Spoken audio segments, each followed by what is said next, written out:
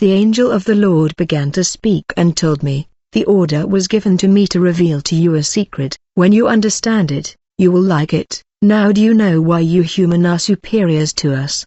I was stunned when the Lord Angel asked me that question. I understood that we were superior to angels. I was eager to learn in which way human were superior to angels.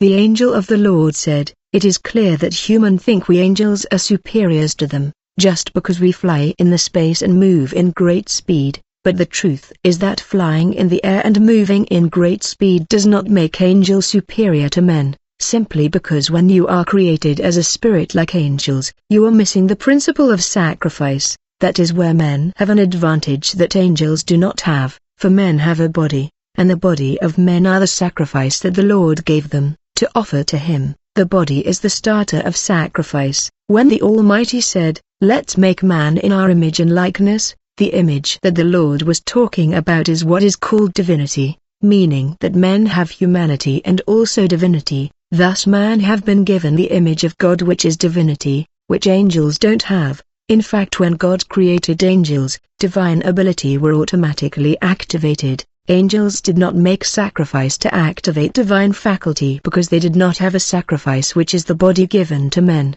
What we angels of light had right from the beginning of creation of celestial spirit was holiness, but you human were given the body as a sacrifice to offer to God, and holiness was given to you as way to achieve divine nature that we call divinity. This is the difference between men and angels. We angels envy you because you have the body which is a sacrifice to offer to God. Even if you envy our position, it is thanks to the body offered in the fire that you become charismatic.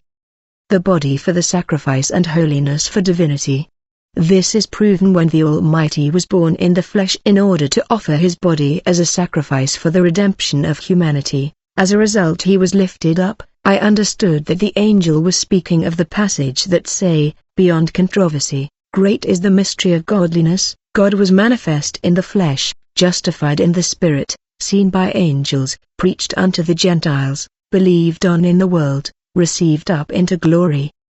The angel said, after dying as a sacrifice on the cross, God exalted Him to the highest place and gave Him the name above all names. The angel looked at me and asked, was He not always lifted up? But that's another mystery. Understand that high dimension and high spirituality always begin in the flesh. That is why in order to be tempted you need to have human flesh. When you are tempted, glorify the Almighty. That is why when the Almighty came in the flesh, He had to be tempted in order to experience the culmination of high spirituality.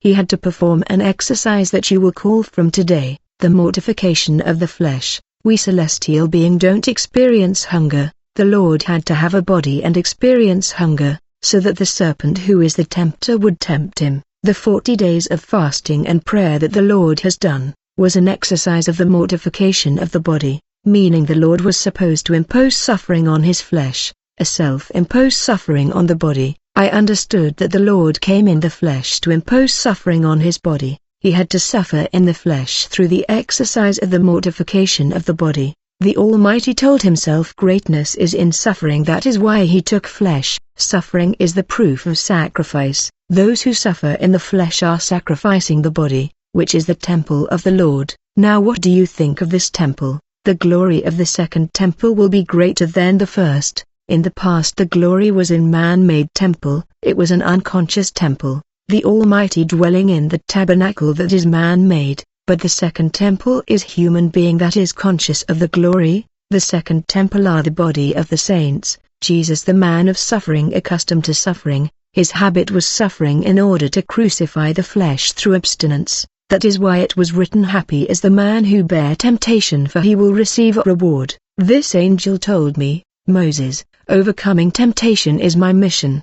For I work in the field of temptation. I don't tempt, but I observe the believer that is tempted. What is his reaction to the temptation? I reward the one who endure and overcome the temptation, the one who has the habit of enduring pain and ordeal without succumbing, because temptation is a suffering that one must bear and not give in. When you are tempted, understand that the angel of the Lord is there observing to take note about the outcome of the test, ordeal and temptation you are going through. and when I see that you have resisted, endure, and overcome temptation and the tempter, I will determine that you have reached high spirituality, and I will award you with a crown given by the Lord only for those who bear and overcome the temptation. But you must always perform the exercise of the mortification of the flesh, through continual fasting and prayer, so that you will be able to resist temptation. I want to talk to you about the mystery of the crown that is given to the believer after enduring and overcoming the temptation.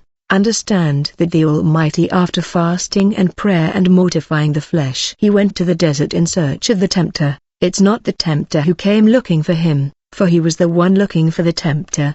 After practicing the cult and exercise of the mortification of the flesh, the Lord went to look for the serpent that had slipped in the garden to tempt Adam and Eve. This time He went to look for the snake, so that His victory against the snake will give Him superiority over the tempter. When you become able to bear the temptation, you become superiority over the one is the tempter, that is the serpent. When Adam and Eve fail in the temptation, they became inferior to the snake that tempted them, but the Lord was superior to the snake that came to tempt Him in the desert. Unless you become able to resist the temptation, you are still inferior to your enemy. Superiority comes when you overcome. That is why the Lord give the crown to the one who overcome temptation. From this day onward, don't consider temptation as damnation, but when you are tempted, understand that the Almighty wants to give you a crown, and elevate you. Every trial and suffering and temptation that come to your life, is a step of progress to another degree and dimension of spirituality.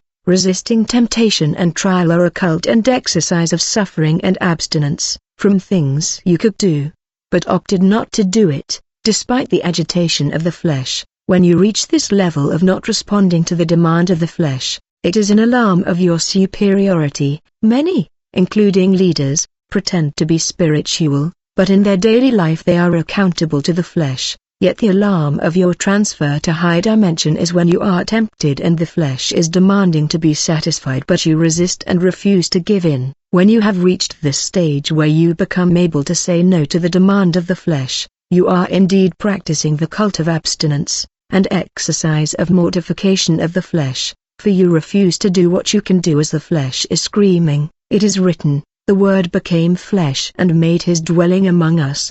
We have seen His glory, the glory of the one and only Son from the Father, full of grace and truth." The Word that was in the beginning was made flesh with the intention of suffering. He was despised and rejected by men, a man of suffering. The glory of God is always a result of self-imposed suffering. That is the cult of abstinence, and the exercise of mortification of the flesh. In order to dominate the serpent who is the tempter, you will have to practice the exercise of mortification of the flesh through self-imposed suffering and abstinence, for the glory to come down. The glory is in the flesh crucified. That is why it is said, God was manifested in the flesh, and when He lived in abstinence practicing the cult of mortification of the flesh, we saw His glory, the glory of the only Son. The element that you make you a priest is your body, that is supposed to be offered in sacrifice. Through the cult of suffering and mortification of the flesh, you cannot misuse the body, because it is the sacrifice that the Almighty gave you to offer Him through abstinence and self-imposed suffering. And when you offer yourself to God in suffering, the glory of God comes. You people think that spirituality is an atmosphere, but it is a nature, a crucified nature that generates an atmosphere. It is when you understand that you are your own sacrifice. It is not laying of hands. When you do that, you are violating our duty.